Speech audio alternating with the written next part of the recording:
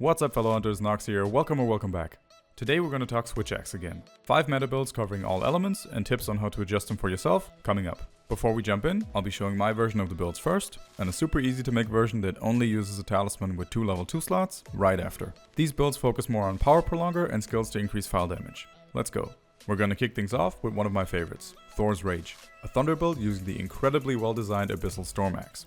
We have 198 attack due to our rampage boost, white sharpness with 2 levels of handicraft, a huge 43 thunder, and an element file. Don't get discouraged if you don't have a similar talisman. The budget builds are almost identical in power. Full thunder attack level 5, attack boost level 4, max power prolonger for a huge time increase to the amp state, rapid morph for much faster morphing attacks, and to top it off we have protective polish level 3, which keeps our sharpness at white for a full 90 seconds after sharpening, as well as some speed sharpening to go with that. This build will crush any monster weak to thunder. The budget version switches out one armor part and only really loses 1 level of rapid morph and the speed sharpening, which isn't bad at all considering what a beast this build is and how easy it is to get around sharpening now. We also have a second very strong weapon option for this, the Zenogre Switchaxe. It gets white sharpness with the build as well and has 2 free slots that you can use however you like. You can switch out the enhancer for a rapid morph deco on most of the builds if you like. Pick whatever fits your preference.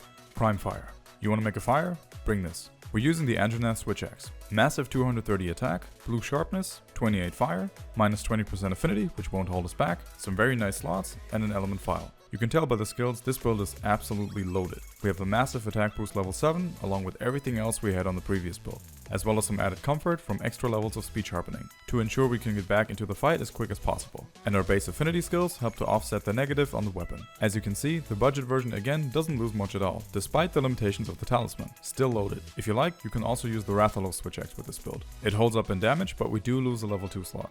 Next up, Tidal Wave. We're using the Almudron Switchaxe. 180 attack, blue sharpness, a ridiculous 48 water due to our rampage boost, a level 2 and level 1 slot, and an element file. We have our nice element attack level 5 and attack boost level 4 base, and you might have noticed something unusual here. We're using the Kushala arms. These give us access to Kushala Blessing, which adds another 5% to our water damage. The element attack on this build is wild. A bunch of maxed out essentials, and we also get Agitator level 2 for free. I then added a level of crit boost as it was the most efficient damage skill to slot in. The budget version drops 1 level of power prolonger, which you can switch with rapid morph if you prefer. Aside from that, it's only missing the added crit boost and 1 level of speed sharpening. If you're enjoying the video so far, your thumbs up would be greatly appreciated and helps out the channel. Cold Steel. We're using the Daora's Yana, another amazing weapon design. 190 attack, natural white sharpness, 41 ice, a level 1 slot, a power file, and Kushala Soul as rampage skill. This is easily one of the strongest Switchaxe builds in the game right now. Anything weak to ice will get absolutely wrecked by this. We have all our staples maxed out, level 4 attack boost, full speed sharpening level 3 for comfort, and the additional crit boost level 2 and latent power on top. The budget version doesn't change much and still absolutely wrecks house. In addition to that, we can also use the Barrios Switchaxe with this, which works perfectly for this as well. It's a very good side option that offers an extra level 2 slot for flexibility in case we need it. Draconic Force. We're going to see 2 very different versions for this. We're using the Velstrax Switchaxe. 188 attack because I went for the attack boost rampage skill, huge natural white sharpness, 37 dragon, a level 2 slot, and element file. My version uses a very convenient talisman that allows me to really crank up the DPS. I put in Razor Sharp level 3, which makes the white sharpness last really long on this. And the rest gets filled out with our base choice of damage skills. Due to slot restrictions on the full Velstrax set, I lose power prolonger entirely, which I personally don't mind.